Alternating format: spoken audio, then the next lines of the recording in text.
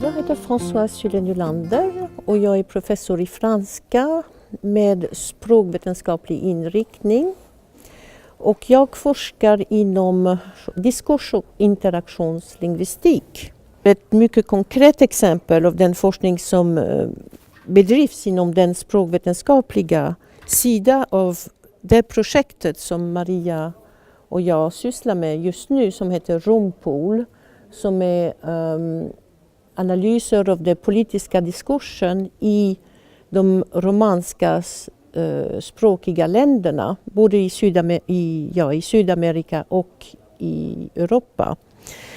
Så vi har till exempel med en kollega forskat om vad man kallar tilltalstermer, det vill säga hur de två huvudkandidaterna tilltalar med varandra under den här stora debatten som sker innan precis den andra valomgång för presidentvalet. Det här är debatten 2007. Här är Sarkozy tilltalad till Ségolène Royal och här är det Royal tilltalad till Sarkozy. Och det är ganska tydligt och klart. Hon säger Monsieur Sarkozy och här säger hon Monsieur Nicolas Sarkozy. Och här Sarkozy säger Madame, vilket är väldigt ovanligt. Man kan tycka att det är väldigt familjärt att säga bara Madame.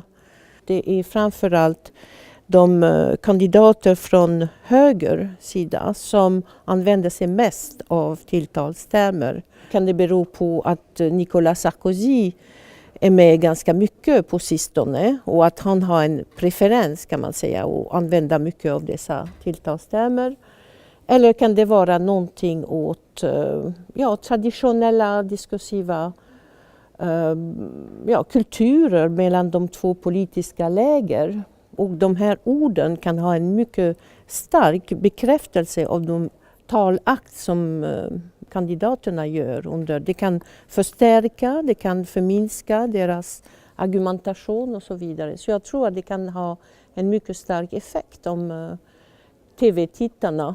Därför den här debatten är det är som en institution i Frankrike sedan 70-talet. Att det finns väldigt få som inte tittar på det.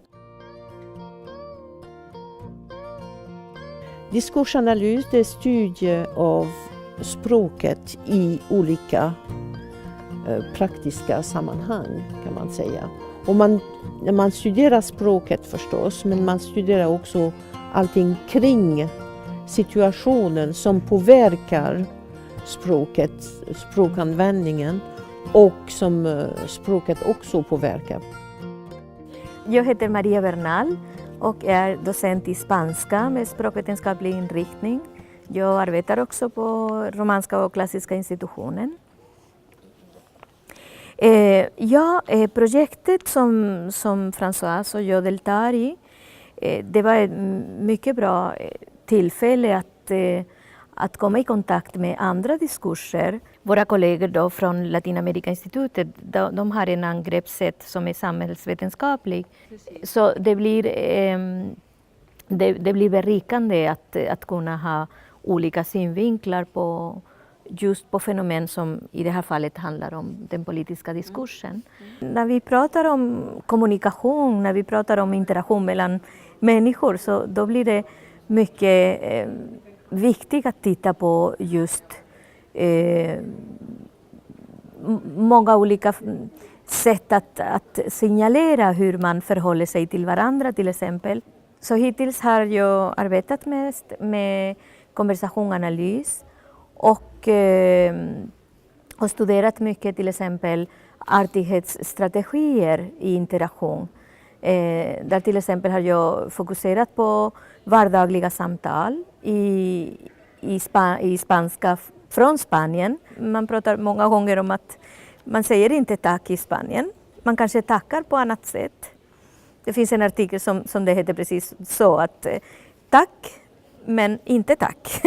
Så att man kanske uppskattar att man har gjort någonting tillsammans på annat sätt genom att säga någon fin kommentar. Men inte riktigt med att använda ord gracias så mycket.